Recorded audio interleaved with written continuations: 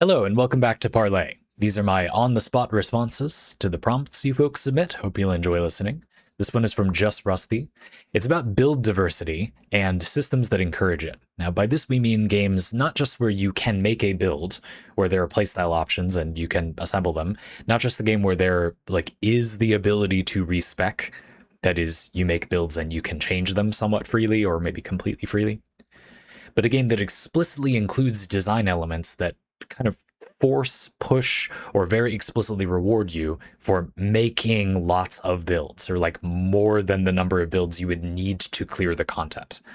So just get definitions going a little bit. We're actually going to use quite a few in this one. So that's what we're going to talk about. If you can't imagine what a system like that would be, that kind of like more is about the player actually making a bunch of builds rather than just this being a thing in the game, don't worry, you're on the same page with this parlay. I don't exactly know either, but we're totally going to figure it out. It's not like I have no ideas. This is a pretty big aspect of this area of game design at the moment. I think because people are getting more comfortable with video games in general, well, naturally, a more customizable video game is going to be more appealing once you kind of understand the form a bit more, right? And so if some people are really new to gaming in general, but they've played a few games, the likelihood that they're going to enjoy making a build, in my mind, increases a lot. They're now kind of, they've got the basic, not qualifications, but like the conditions have been cleared, I don't know, for them to enjoy that activity. And so that would start to gently increase in popularity. And probably that will pick up steam over the next few decades. I don't know. We're definitely going to talk about time expenditure to do this too. So this is going to be an interesting parlay. I have a lot of thoughts about this topic, so that always makes an interesting parlay where you have a lot to say and so do I. I do just want to preface by saying there are a lot of different ways you can look at, like, how do you make a game about making builds, which is sort of what we're orbiting around here. Maybe that will end up being the title. I'm going to read a good amount of Just Rusty's example prompt here. It's pretty useful. We have a really interesting thought tool to get ourselves going about carrots and sticks in rewarding players to make builds. And then, yeah, we'll get into some specific ideas. Just Rusty begins. I've been back to Warframe again recently. Something I've noticed they've introduced in my absence is a lot more systems which push you into trying a new build. When I left, the only things pushing for this were the Archon or Arbitration system, which were on the newer side relative to the game's entire history, the Helmet system, and in theory, Rivens. Yeah, Warframe does have like an above average amount of these things, I would argue. These are all, for the most part, carrot-based systems, which reward you for trying randomized choices. The Archons and Arbitration would give a big percentage, like stat boost to a random Warframe, and damage to a selection of weapons, and the Helmet infusions were a huge bump of random stats to 3 random frames in your collection. I think before they just became a gambling machine for meta stats on meta weapons, Rivens were also intended to fulfill this role of bumping up weaker weapons using the disposition mechanic. Since then, build diversity systems seem to be moving much more in the direction of sticks, which force players to choose from a pool of choices. So the distinction here, I like this carrot and stick thing, I think that'll be very useful, is, are you rewarding the player with power for choosing this, or saying you cannot choose anything other than these, use this limited toolbox to make a build? Are you changing the way the player makes the build by preventing them from using some things, or by incentivizing them to use this thing even though they may use anything they want, for example? So you feel like it's been moving in the direction of sticks, of preventing them from using other things, and then they make a decision with what they have. The Archimedean system and Duviri in Warframe both lock players to a small set of options and force players to make a build with these choices. I hope these Warframe examples are followable to people that don't play Warframe. I feel like Just Rusty, you're doing a pretty good job with that. But anyway, don't worry about the specifics too much. I've been really enjoying Archimedean, and the circuit not so much. Just Rusty says, it feels like Archimedean really makes you look at the options given. At least one of the 3 is always something you already have. and make a specialist build with it for the week's challenges. Maybe spend a day upgrading something you've previously not used much to be up to standard and taking it out the next day for that hard content. This is the kind of build craft I like, where you're using it for problem solving. Yeah, I like that too. We'll definitely get into that more. Great example. The circuit seems much more interested in encouraging you to have as many weapons in your roster as possible, and then getting them up to a minimum viable generalist build. Honestly, to me, it feels like homework. My question is, Just Rusty concludes, if a new piece of endgame content was being made, Digital Extremes, the developer of Warframe, came to you and put a gun to your head, a formed and rivened gun, I can only imagine, huge damage is incoming, and they ask you to make a system to encourage players to use all or more of their arsenal in a new piece of endgame content in about, what's probably left of the parlay, 45 minutes? Yeah-ish. What solution would you come up with? What combination of sticks and or carrots are you using to reward players for getting rid of their favorite frames and weapons to have some, different builds? And then you've got a spoilered out answer we'll talk about later. Cool, so that's the task for this parlay. We're going to do two main things. We're going to talk about what encouraging build diversity even is or would be, or what is the point of this? What are we doing actually? And what are the motivations at work here? Definitely some psychology, very related topic there. And then you want me to actually make a piece of content. Now, it might not be that specific to Warframe. I haven't played Warframe much, and not at all in a year or so, but not much in the past few years. So yeah, I will loosely try to fit it into a game very like Warframe, but it might not be a perfect fit in that way. Also, I skim these and take some basic notes for 2 to 5 minutes before I start. And on the reread, it occurs to me that you sound a little bit more interested in what you reward the player with, which I wasn't initially interested in, but it's your parlay, and that is interesting now that you mention it. It's just that I'm going to challenge that idea fundamentally, but it's still pretty important. One of the problems with making builds is that, as I've frustratedly put it much of the time, a lot of games, and Warframe has been pretty guilty of this in the past, have this really bad dynamic, kind of accidentally, I'm sure. I think it's accidental because it's really bad. I don't think they would do it if they thought of it this way. Which is that a new update to the game comes out. You go play the update. You have to play the whole update to get this new item. And now you could enjoy making builds with it. It's not useful for anything else. It's not more powerful than what you already had. It's interesting to use and good in a different way from what you had before, and maybe just really cool. But the thing is, to get it, you need to play all of the new content, which would be the fresh place you would enjoy using it. You now don't want to play anymore when you get the new build thing. This is a huge fail. It's interesting because we have a lot of good, but then the rest of the game isn't that good, examples of build systems in the gachapon space, in the gacha gambling microtransactions space. And the thing about those games is that despite being bad in many ways, they do at the end of the day give you the new thing that you play the game to play with right away, with predatory gambling. But in many of these games, you can play free to play successfully, which I do, and I don't have the money for the gambling part anyway. So, and if you do that, then paradoxically, they're much more friendly because you start with the new thing and then you play the update with the new thing that just came out. Not to be self-centered, but like I would think you would want to. Am I being weird about this? I feel like that is such an obvious thing to want. So that's another thing. I think that a lot of the current discussion and thought in the industry about making builds is that literally nobody likes making builds. And people have fun making them, but only if you trick them into making them. And almost literally no humans enjoy actually making builds. And so we should be afraid of letting the player into the build screen, get them out of there as soon as possible. Don't overwhelm them with information that they need to use the system. Because it's better for them not to be overwhelmed than to even try to use it, yet it should still be in the game. It just doesn't make any sense.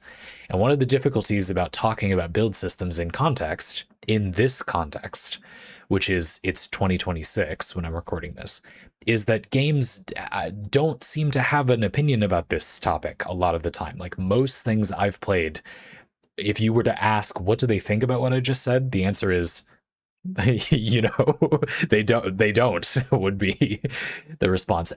Again, I say this because the developers are skilled, smart people. They would have different ideas about this if it was a topic that was centrally on the developer development team's mind.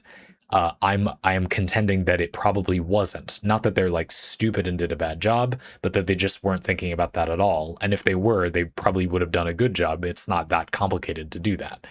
They're smart people. They would figure it out. You know, that's what I think. I don't know.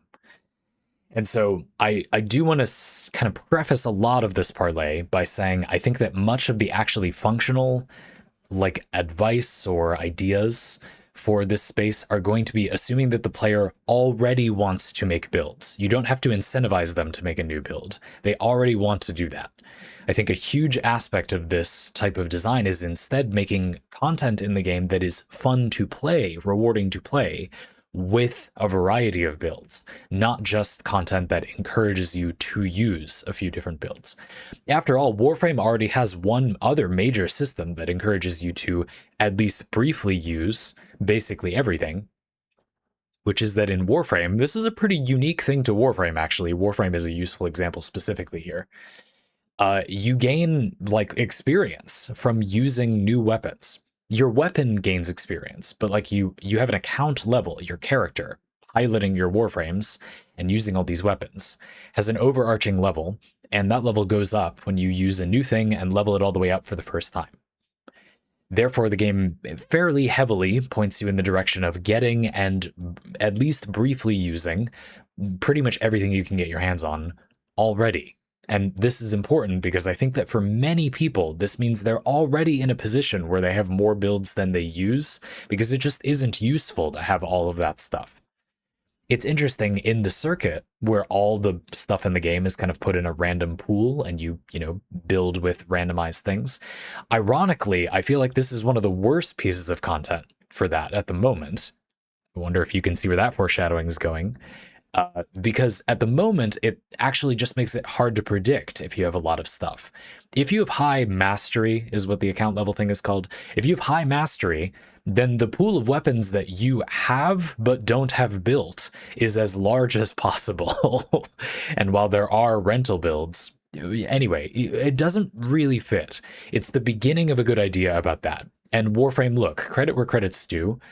Very few games I have played, unfortunately, the expert we have in this subject in many ways, I, who get to spend my career playing games with this type of design, have played very few games that have anything that touches this subject. So just because I don't think it's that good of an idea doesn't mean it's like, I don't know, good job. You made something kind of good, that does cause people to make new builds. But it's useful for my example because I don't really see it being that rewarding to give people a carrot. And that's why, even though at first, as I was reading your parlay prompt, I thought, I get what you mean by sticks getting more, common as a system to use than carrots. Restricting the player's options, getting more popular than rewarding the player. But it does seem kind of weird. Won't the player be hostile to the sticks?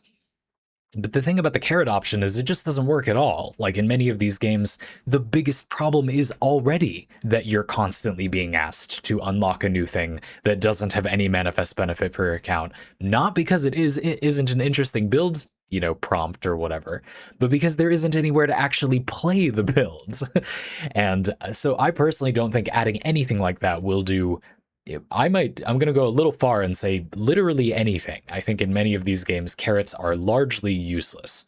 And only a game that has like basically no carrots would benefit from carrots. If you make a build system, and therefore there are niche options, but you can kind of synergize them with stuff, and there are generalist options, but maybe they're a little bit less powerful at their very highest power level, I feel like that is the system of carrots. Again, I'm not nitpicking your way of thinking about it at all, by the way. I think it's completely sensible to think of it as carrots and sticks. But I'm saying I think a problem the industry has is, again, kind of behaving as if we assume people don't like making builds, and therefore you need to incentivize them to do that. If the game is full of a bunch of cool weapons and power fantasy and like being able to like run on walls and jump off of walls and fly through the air and like explode things with magic, players want to try those things. So I don't think that it's that good to emphasize like, hey, you really do want to try this, right? Like, yeah, I mean, I did. And we could, I'm not going to, but it's obvious here to bring up intrinsic versus extrinsic motivation. That is, there is a phenomenon where if a person wants to do something and they're just enjoying doing it, rewarding them for doing it, like I draw and I enjoy drawing, and then yeah, I don't, but imagine that would be nice. And then you give me a chocolate bar every time I finish a drawing. Psychologically, there's a well documented phenomenon that people will often be demotivated to keep doing it because their motivation system was working when they didn't have that external influence. They don't want to do it for a reason like that. And therefore, if you put that in there, counterintuitively, it doesn't really work in the same way. You might have noticed this phenomenon in a different way in your own life, where it kind of feels like you never want to do what you need to do. And it is very magical when you do want to do something that you need to do. That's a very powerful thing. If you can make that happen, that's good, very nice. But you may have noticed that there's a dark current by which it feels like when just being asked to do the thing can often make you want to do it less when you might have just been sitting around and you would lackadaisically have done it just fine. You know, it depends. Obviously, I can think of cases like my partner in the morning.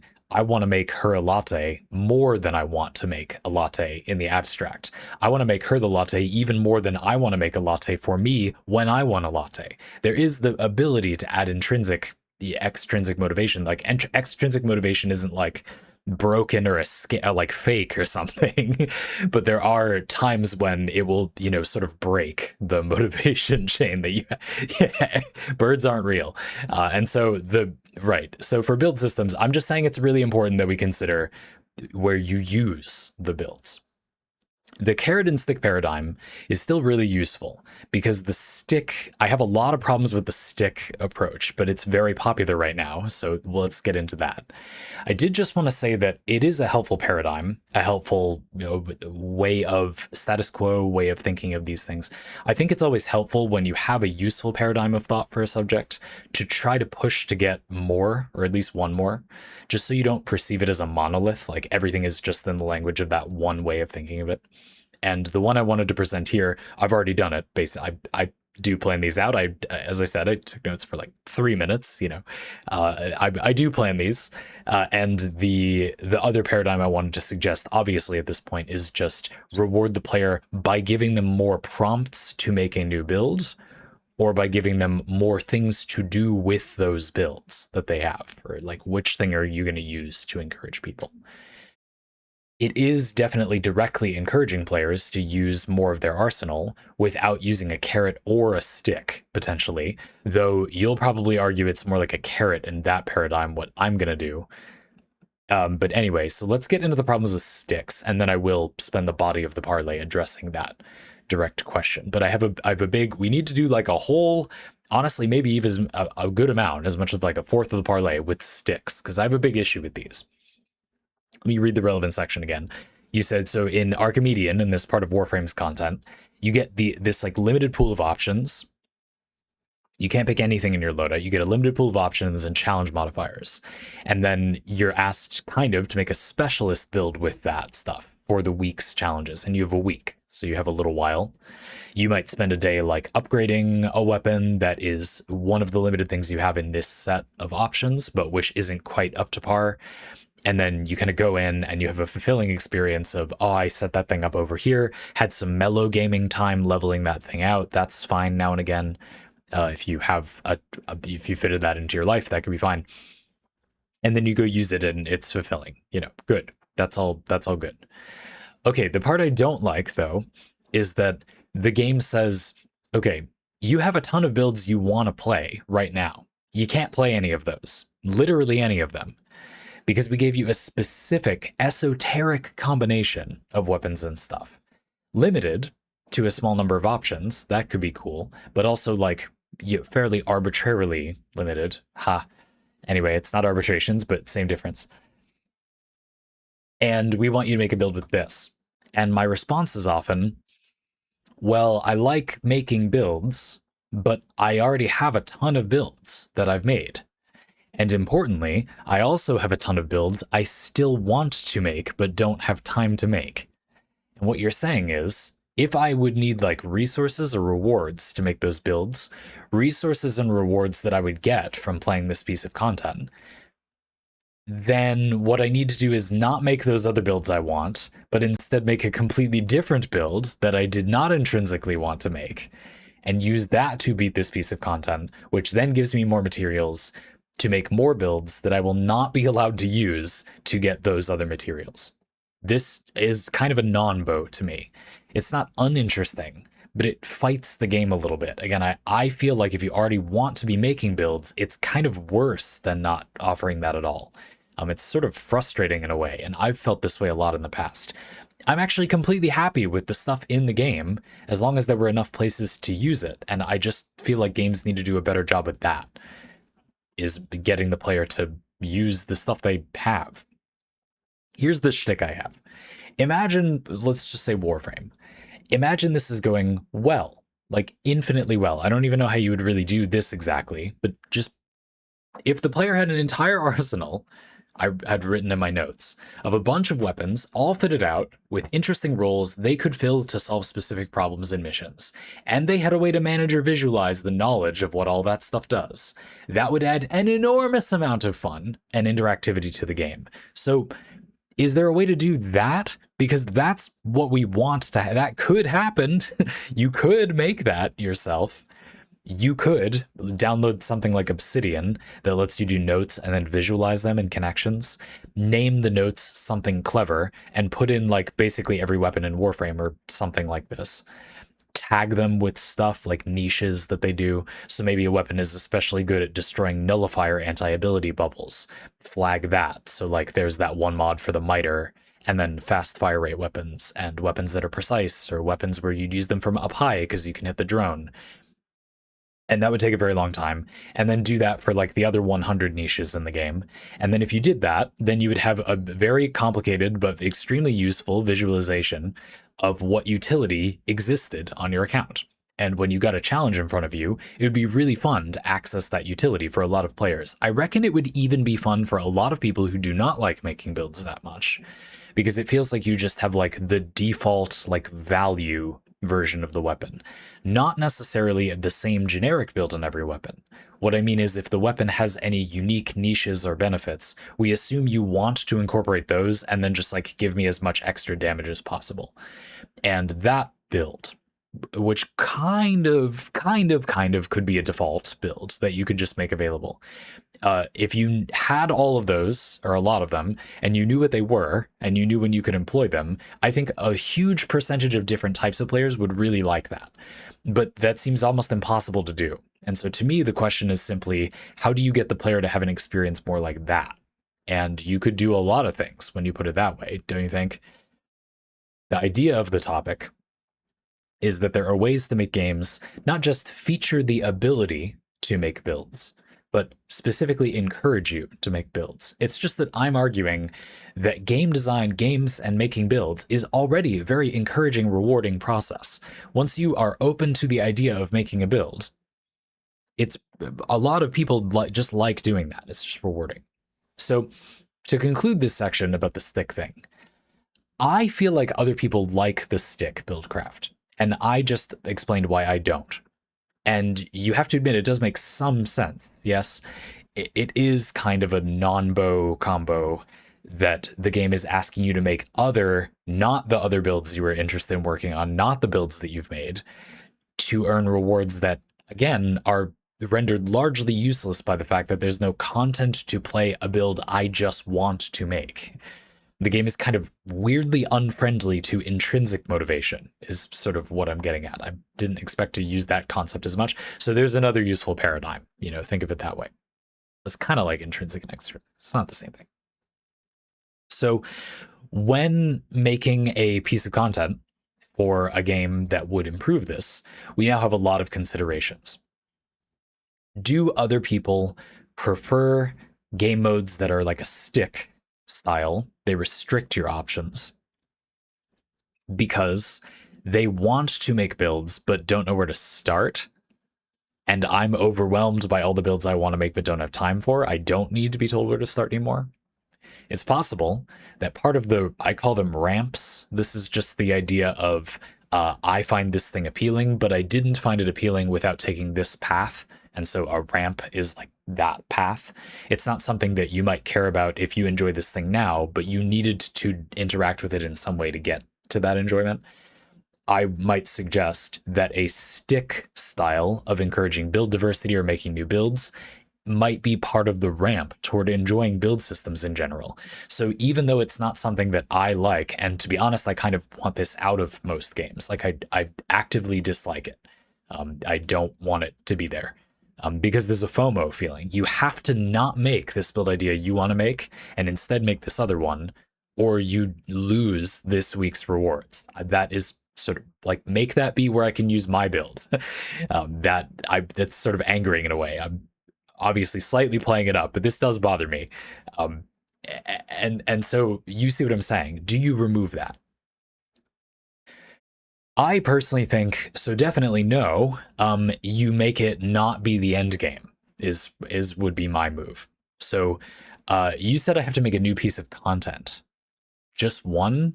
Can I do some cheaty, like a genie giving you one wish and then I just like stack a bunch of stuff onto it? Is that cheating? Because that could work. Because basically what I would do is take a lot of the things Warframe already has and move them early in the game. The build diversity, stick approach of Archimedean, in my opinion, is a better fit for early game Warframe gameplay. It's always been a little bit weird in Warframe, actually. The mods in Warframe, they give you so much a percentage of your damage, a historical disconnect for a lot of new players who don't understand that the weapon leveling up doesn't increase its damage like in many other games, and that mods are not a small modification, a mod, but instead give you 95+% damage of the weapon's damage, and weapons are garbage. All weapons do no meaningful damage, more or less, without mods. Warframe people, I know, come on, but like basically that's true. At higher levels. But at lower levels, you can often use basically anything, and weapons are designed for you not to fit on mods and etc. And so it would be the perfect time to use some wild loadout. The homework of leveling that random stuff in your loadout out is gone because the game is designed for there not to be mods. And when there are mods, I don't want to be forced to use random options because I modded my weapons to be the way I want them. Okay, I actually am somewhat annoyed about this. So that's not a new piece of content, but for the effect I think would be good, I think you would want to do that pretty badly. So I guess in general, an early takeaway is that I feel like it's good to move the build carrot and stick stuff in a game much earlier into the game. Not to the very beginning, but earlier. I think that the reason that it currently isn't moved earlier is important and relevant, but not good though. Just not stupid, just ultimately not as good as it could be.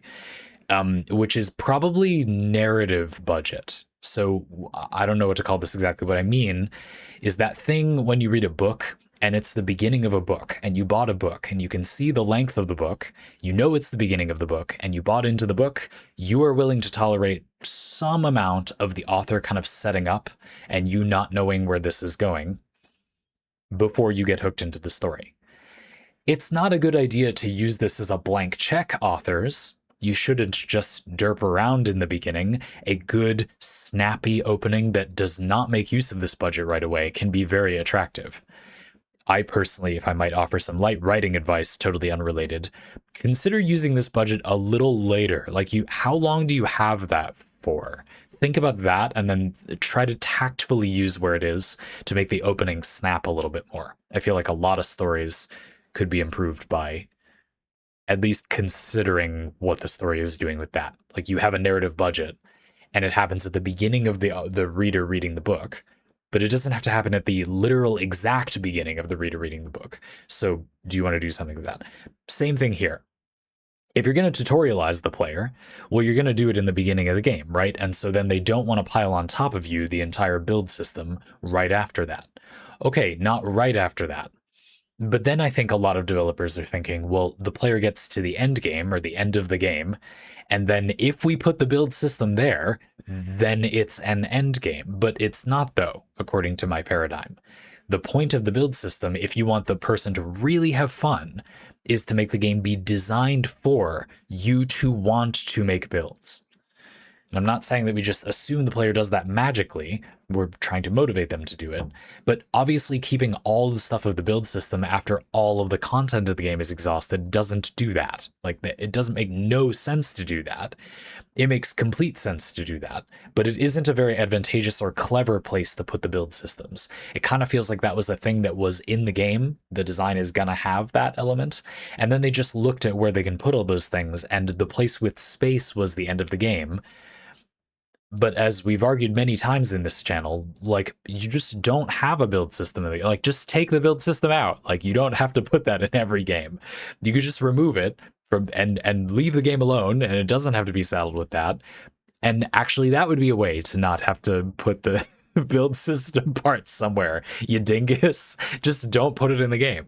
If you get stat boosts of 3% damage to undead from your pieces of gear, delete the build system from the game and move on with your life. And more importantly, mine. So I personally feel like a good solution for a lot of, I am very annoyed about this. Good topic. Would be to move the carrot and the stick parts of the build system probably to the middle. I think that this is a really natural power progression point in a lot of games. You get to the point where you're kind of set up. You probably know what I'm talking about, playing games and like books and TV shows too, podcasts. You watch a few episodes or you play a few sessions of the game, get to grips with the rules or the narrative structure or the conceit or the inciting incident of the story, and then you're kind of settled in. And then now it's kind of easier as a piece of entertainment, don't you think? You feel kind of more relaxed when you do it. You don't have to do whatever may be fun mental load is there. And a lot of the time, the game is around as relaxing as it's going to be when it reaches that equilibrium. So, yeah, you don't want to disrupt that immediately, of course. But if there could be a beat where you do the opening of the game, player gets to grips with it, leave them to grips with it for a little while, and then boom, it opens up. I feel like that timing is really good. I also wanted to say that I feel like it's quite a cheap shot in a good way for the audience. A lot of audiences are very, very fixated on the beginning, the premise, which doesn't usually matter very much, but the beginning of the story, and then the very end of the story, the ending. And so, first of all, that's, maybe don't. It matters what the middle of the story is the most, by an enormous margin, because that's what you spend your time watching when you watch it. You'll remember the ending. It's not irrelevant what the ending is, but, but the point is that the middle of these narratives is often very, lax, chill. Not a lot happens. You could do a lot by doing an unexpectedly early escalation of the stakes, and it's also very impressive from a street performer perspective. You up the stakes and the energy of the game design at a key moment. But again, it's all about finding that timing, I think. It will just offer some semblance of an example. For this would obviously be really hard, but I do actually have one, so I will tell you, which is Metaphor Refantatio. Does a really interesting job sort of opening up its build system in stages, I guess is how I'll put it. You do need to be careful, and this game is a little guilty of this problem, of opening up the game in stages like that, but the player can make decisions that permanently impact how they interact with those systems before they know what they are. Metaphor Refantatio has this, it's so close to being really good, but is instead, unfortunately, I think, pretty bad system of there being super classes. So the idea is pretty simple. In Metaphor Refantatio, you level up different classes, and when you unlock a class, anybody can train in it and gain stats and abilities from it. There are also some super powerful classes that are super classes. So the idea of these is that being leveled in a bunch of other classes are the prerequisites to take this class. So the problem is you don't find out that these exist until not the thing I'm talking about way later in the game, but also not the end game. It's before the final dungeon, sort of. I don't know, sort of at the worst time, where I would argue for almost all players, it's way too late to get any of those now, unless you knew prior what you needed to build up to get them. They're very weird because, and if you played Metaphor Refantatio, like it's actually kind of a complicated situation in my opinion.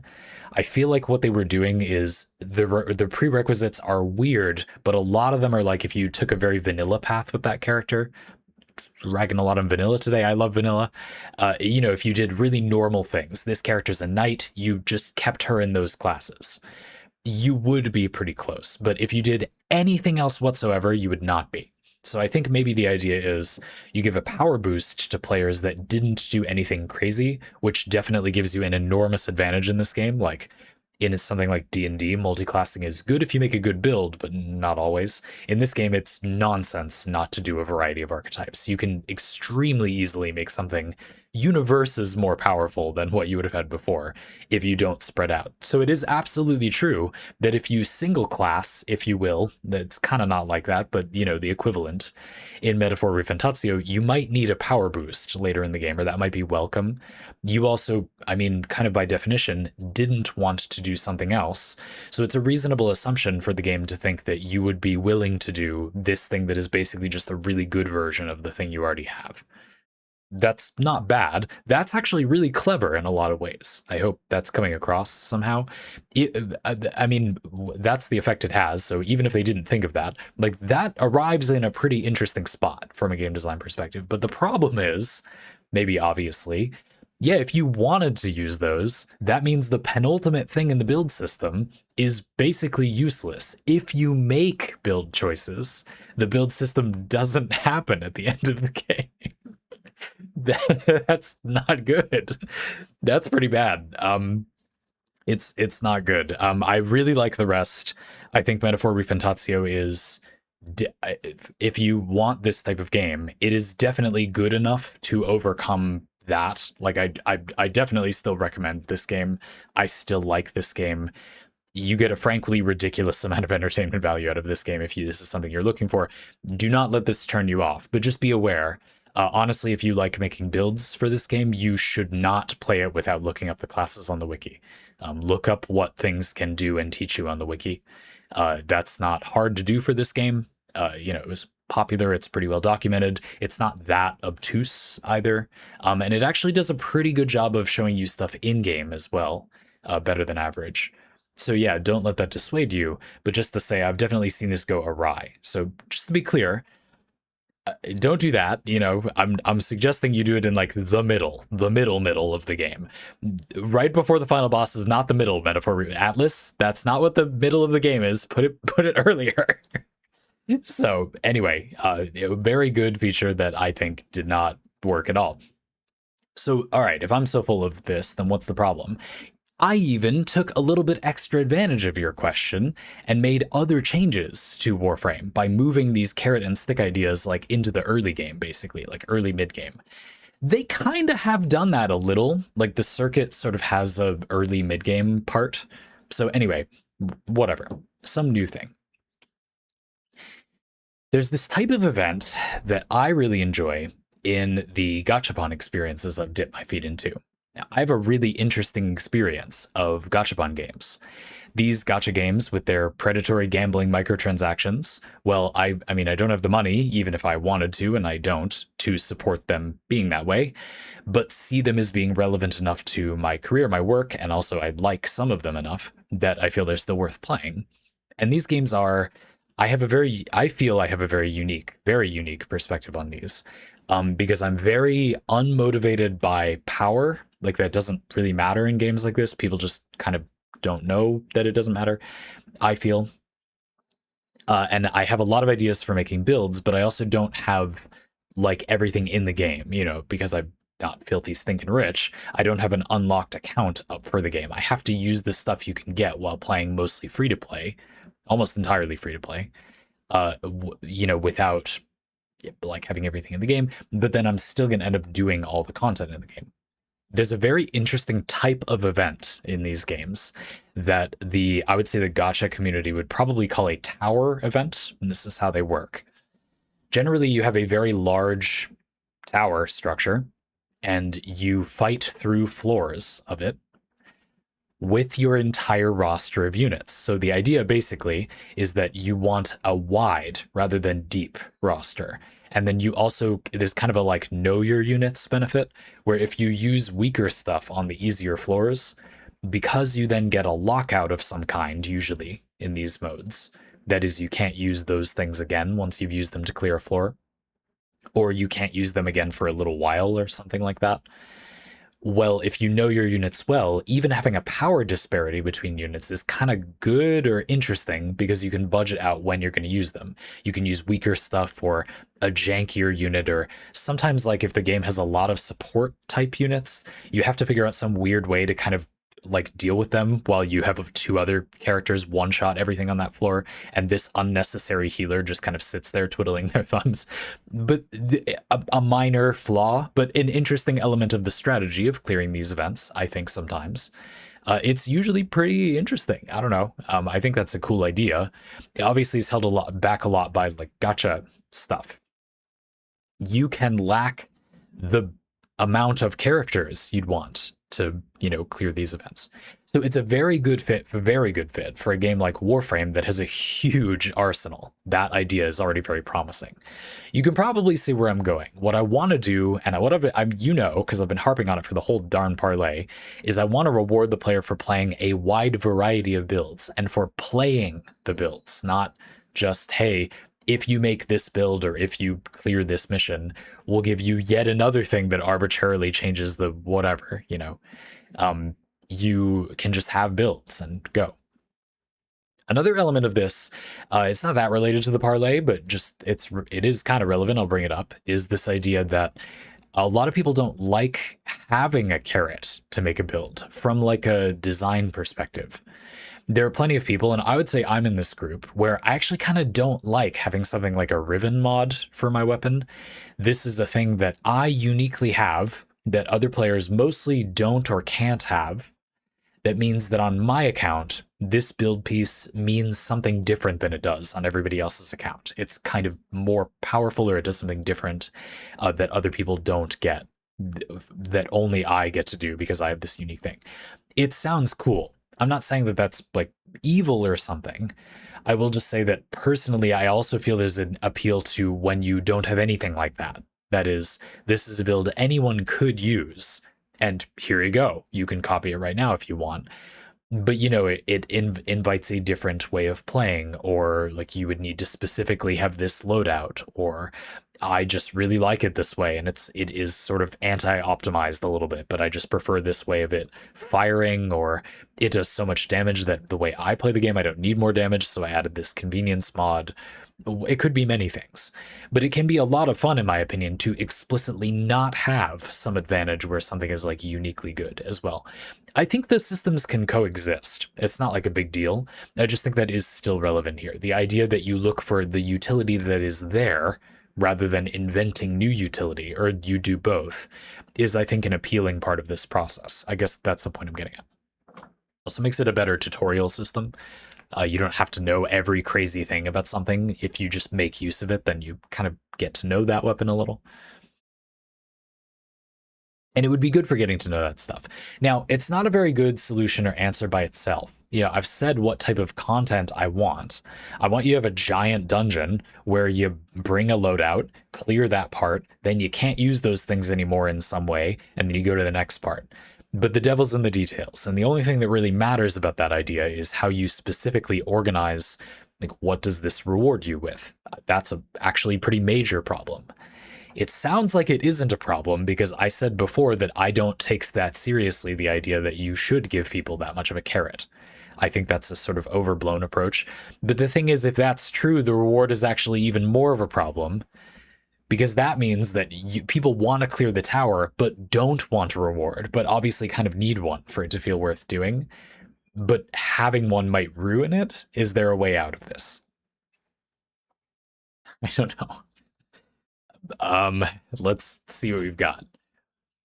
So you could make the reward be something that isn't currency or extrinsic feeling. I'm not really sure. Where I'm going with this is that maybe you can reward the player with something that doesn't feel like a thing you'd feel FOMO or whatever if you didn't get. There's an idea that I think is very hard to enact in like a effective way, that if the game is fun and the player likes the content they're enjoying, all you need to do is give us more. So if it's a story, for example, there's no need to show off, do your thing, and then if people are still reading by this point, they like it, you just have to do more. Like let's just keep going. Don't, it's fine. There's some follow through advice in there. Just finish that thing that you started and have faith that some people do like it. And then also the element that it isn't really very extrinsic rewardy. You see what I mean? It kind of feels like if I want to get more of the story and my motivation, which I have, of course, right? I'm intrinsically motivated. Nobody ever, for anything, just wants to do something. There is a reason, we just don't know what it is. I mean, or we do know what it is in some cases. So in this case, I think it is pretty obvious, thankfully. Intrinsically, the thing you want is to see the next part of the story, right?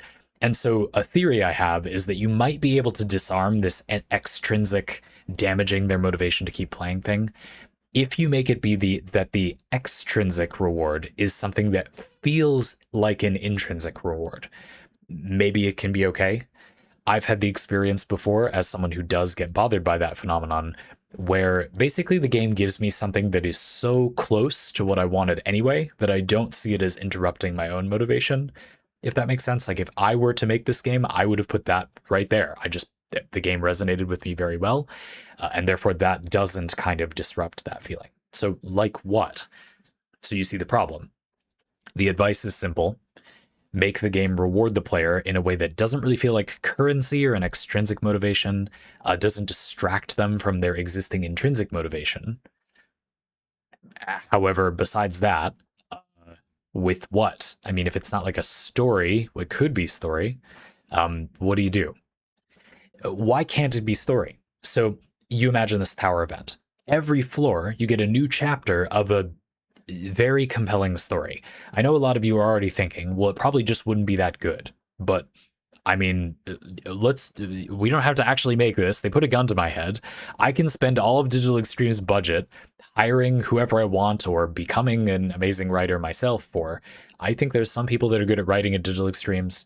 Warframe's own writing is a very mixed bag, but there's some good moments, in my opinion. True of a lot of games.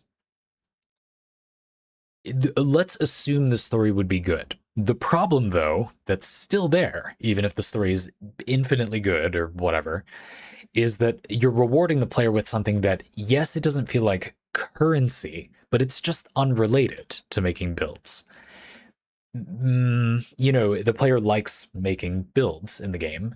And so, yeah, you're not really giving them a carrot with something that, oh, it's build materials. Won't they want that?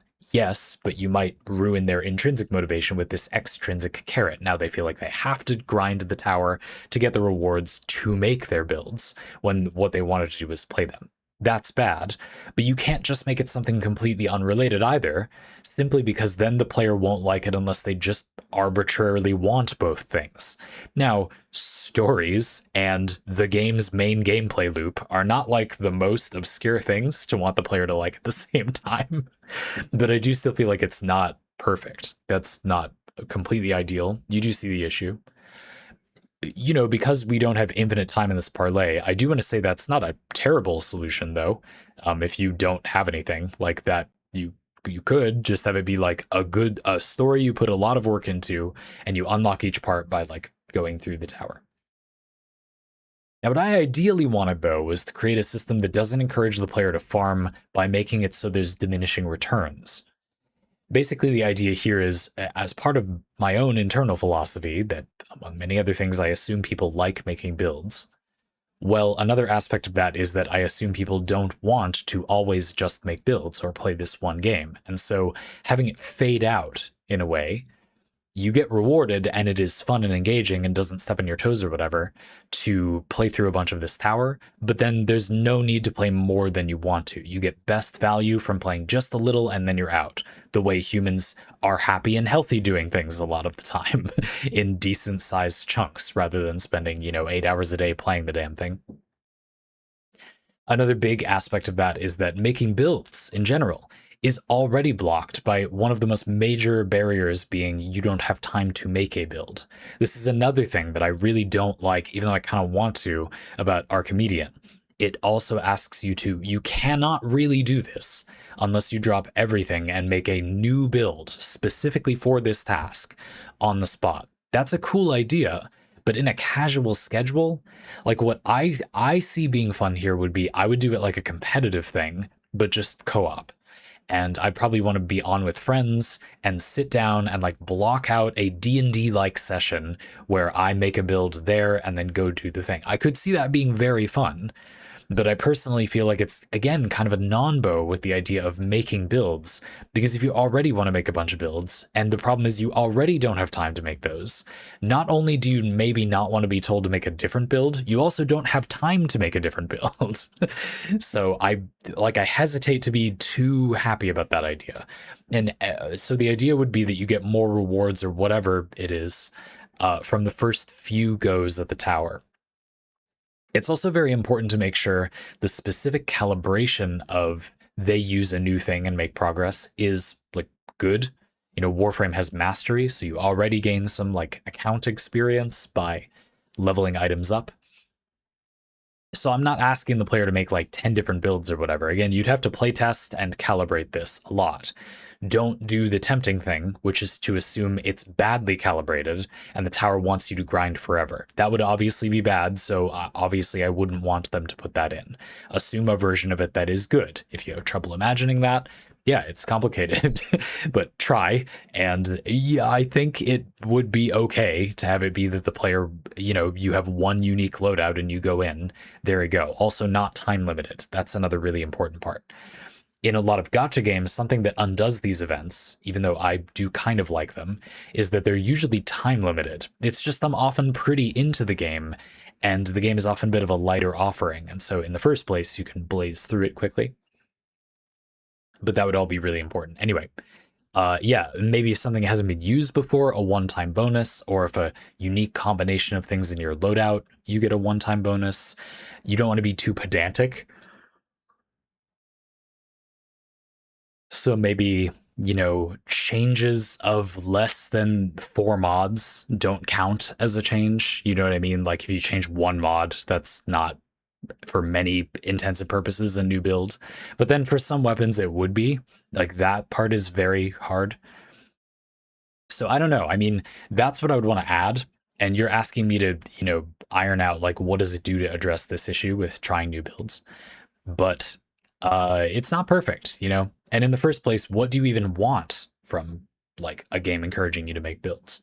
I hope if nothing else, and in a way, I mean, I suggested a bunch of things and gave you a bunch of ideas, but in a way, I've given nothing else. I don't really know precisely. I would want something like this. What would be a good addition for a game like Warframe? But I hope you've gotten the general takeaway that there's kind of a issue before this, which is what is a good way to encourage build diversity? Is it good to encourage build diversity in certain ways?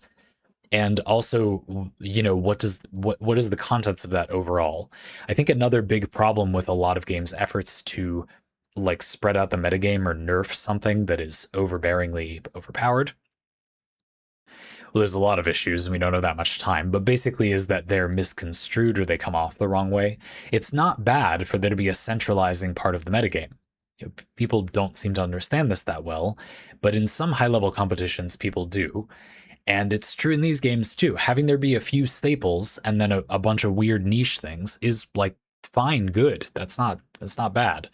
But I think I think people get shy about that. I don't know, that if the game is too centralized, and that can be a nice access issue, easy to digest. Well, but then won't the player be annoyed because it's too samey? It looks too samey. And I'm not really sure what to say. You have to be willing to optimize for actual depth rather than perceived depth. Or I mean, you don't, but if you don't, then you won't get actual depth. So it feels a little unfair to say, yeah, I know some developers don't do that much or try aggressively not to do that, but maybe that is part of the problem as well. Just Rusty. I've now enumerated many relevant points and not an amazing idea for what type of content to add. Let's see what you got. Clicking the spoiler. I would set up a system, just Rusty says, where the missions are short to medium length, but each time you get a completion, the gear you bring gets degraded for the rest of the week in that mode. Players who just want the strongest build possible get to test how many runs deep they can get with a build as it gets made weaker and weaker, while people who like making lots of builds can see how many different ways they can beat the game mode. Ooh. I would probably set up 2 reward tracks, one for number of different ways you got completions and another for how far you got. Ooh, oh, and that gave me another, ooh, it's nice. Yeah, you fixed mine. It's not dissimilar in theory to part of my design, where you want to kind of figure out where to put each team into the floors. But the idea of this is it's kind of bite-sized. I like that. There's a way for it to hook into the way a lot of people kind of think they want to play the game, which is they make one really powerful thing and they just go as far as they can. And it rewards that in a certain way. I think that's also really interesting too. I think people who like making builds will like that part, and people who don't think of themselves as liking builds might be encouraged to at least try and have an okay time, get a good reward for their time invested with the other part of the mode. So it's very nice both ways. I like that. It's the same thing I had with the fade out. You know, it gets gently less and less rewarding. That's great. Another big thing I think you addressed here is the idea that it isn't intrinsically rewarding, extrinsically rewarding excessively. These modes where you get more but less and less as you play more of it can often be really good because they shift the perception of I get this material from doing this thing, I need this material, therefore I have to do this thing, extrinsic reward, and my intrinsic reward is destroyed, into instead, I intrinsically want to try these builds. Yes, I get this reward, but how much of it I get is never set and is based instead on my desire to try new builds. There's a chance that hook will work, I feel like. And I bet a better psychologist than me could weigh in more here. But there's something good going on there, I feel like. I don't know, maybe. This is a good idea. I think that's smart. It is I think, better version of my idea. I definitely agree with the sentiment that sort of fading out like that, or like trying a bunch of different builds, but then also going deep with one, is a very nice innovation that's not really present in mine. Yeah, it's cool. I also like the idea, what it made me think of is sometimes the extrinsic motivations are okay as long as they're like not very large. So, or the time period is really long, or both. So you give some rewards for your first clear of this content, but the time that you have to get those first clear rewards is like a month plus. You see what I mean? You know, not a very time limited event, a very long time. Personally, my philosophy on this, having played a lot of live service games in the past like 5 years or so, is that it is ideal if you want the player to be happy. If you just want to make a giant pile of money, I'm not talking to you. If you want it to be good, if you want the game to be fun, then the advice that I think is good is make it so anything that the game would give the player FOMO about, the player has long enough that if they start the game and figure that thing, they learn about that thing day one, and there's a reasonable interval left, they can do it by the end of their kind of onboarding period. So again, I reckon like a solid month. You know, you play after work one week and you enjoy the game, you play a little one weekend, then you really get into it and you have a big weekend on week 2. You have 2 weeks left and you're like set in the early middle of the game. If there is this thing in the game and it is not hardcore in-game content, you can probably do it if you hustle, I guess, and go get it. And I think that's nice. If it's going to be time limited, make it be long enough that the player, you know, has FOMO defeated somewhat or heavily diminished. Or don't make it time limited. But anyway, you also have the option to, rather than making it time limited, instead add a stack of the rewards. So every month that you clear this for the first time, you get these rewards, some premium currency, perhaps. Am I right? Live service games. And then if you miss that month, you can still play it and clear it for the first time and get that currency reward one more time. So maybe up to a cap, you can save like a year of them, And then if you're a new player, I mean, you've already got 12, no real need to worry about missing out. And just playing the game means you get that stack. And so when you eventually are ready, you can clear through it. Maybe something like that. And then the player has this interesting thing where there's like I don't know what to call this at all, but this phenomenon where there's a limited amount of the extrinsic rewards. So you decide to budget it. Have you now then taken that over? This is getting crazy. That's what I've got. It's a good idea. I think we did a really good job addressing a lot of that. So I feel like it was elegant. I'm not just trying to end because the parlay is an hour long now. I feel like we did basically, like, we talked about that. We did basically do what we set out to do. I'm pretty happy with this one. I didn't give a very detailed, good, specific mode, but I was never going to be able to do that without having played Warframe recently. And I do feel like we talked about the relevant ideas, such as I see them anyway, for this topic.